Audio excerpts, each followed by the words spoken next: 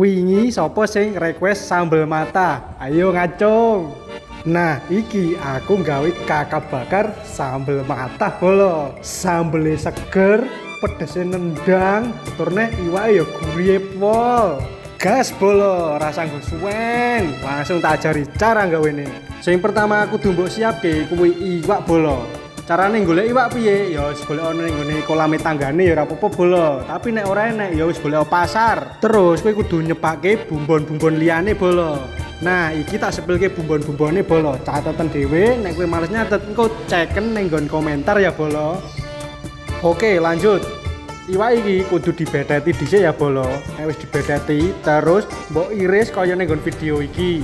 Ben apa? Ben bumbune kuwi ngresep tekan jero ya bolo. Lanjut gawe bumbu marinasi ya bolo. Yang pertama cepakno layah karo nguleko bawang. Terus iwake wur-wurono tumbar karo uyah. Supaya ngilangke rasa amis, iwak iki kecerono lemon karo wur-wurono kunyit. Nek wis iwake diwulak-walik bolo ben ora ngantuk. Saiki nyepake bumbu dienggo bakarane bolo. Cepakno layah meneh. Terus lebokno bawang putih, asem Jawa, gula Jawa, dong jeruk, uyah, tumbar. Nah, bumbon-bumbon iki diulek sampai lembut ya bolo.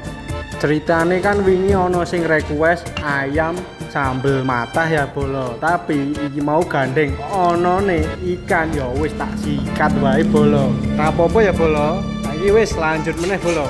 Nek wis sekirane lembut saiki bumbune iki pindhano ning nggon mangkok. Bar kuwi layahe resikno nganggo banyu. Nek wis tambahno kecap. Nah, kunci gon bakaran iki ning nggon kecap iki bolo. Kecape sak cukupe wae. Lah ngopo mengko ndak sengeni bojomu? Marinasi ikan wis, gawe bumbu bakaran ya wis. Saiki wayahe gawe sambel matah bolo.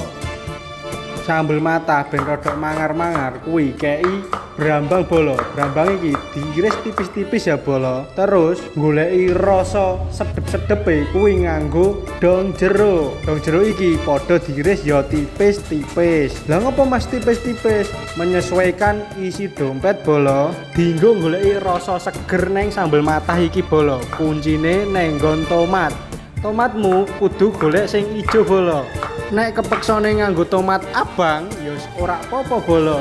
Sing penting tomate ora lonyor. Jenenge sambel kan pedes ya bolo. Berarti kan nganggo lombok. Iki aku nganggone lombok cilik, lombok jemprit. Lah ngopo Mas kok lombok jemprit? Ora lombok gede utawa lombok kriting wae. Ya sing kriting ben rambutmu wae bolo. Sambelku aja. Terus rajango serai. Serai iki dirajang tipis-tipis ya bolo.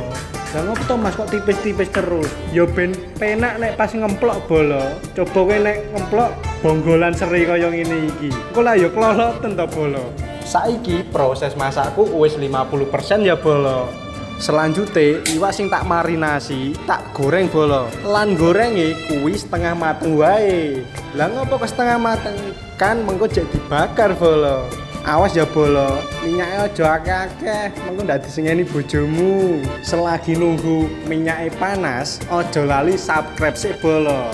Klik tombol ikuti ning nggon samping jenengku ya bolo.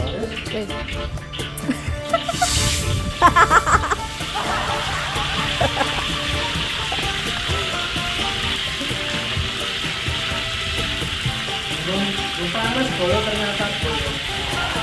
Yen sekirane ikanmu iki wis setengah mateng, diangkat ya bolo. Ngopo kok ikan iki tak goreng sik ora langsung tak bakar? Jawabane, ikan iki ben ora lenjeh engko pas nek dibakar utawa ngletek.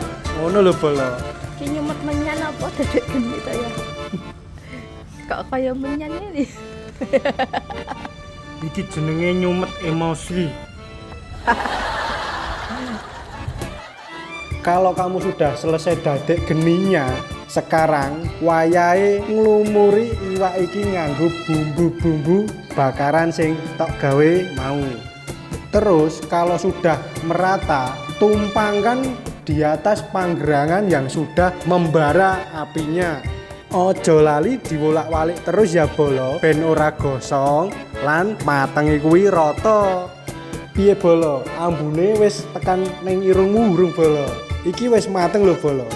Saiki wayahe ngrampungi bumbu sambel matah sing mau bolo. Kan durung rampung to bolo. Iki aku bakar terasi. Bar kuwi terasine tak campur ning sambel matah. Tak ulek-ulek terus pokoknya sampai rata. Bar kuwi tak kei uyah karo Royco. Ben rasane iki ana gurih-gurihe sithik ya bolo. Terus siapno minyak panas, bar kuwi disurke ning nggon mangkok sambel matah iki bolo. Aja lali diudak-udak ben rata. Saiki wis mateng kabeh, wayahe plating lan madang bolo. Deloken wae werna kakap bakar sing keling-keling iki, jan beda iman tenan. Matenge rata, bumbune resep, sambele ya ampun. Segernya. Wis to, aja ngulu idu wae. Ndang budal pasar golek kakap ndang dipraktekne. Selamat mencoba bolo. Jangkrik enak.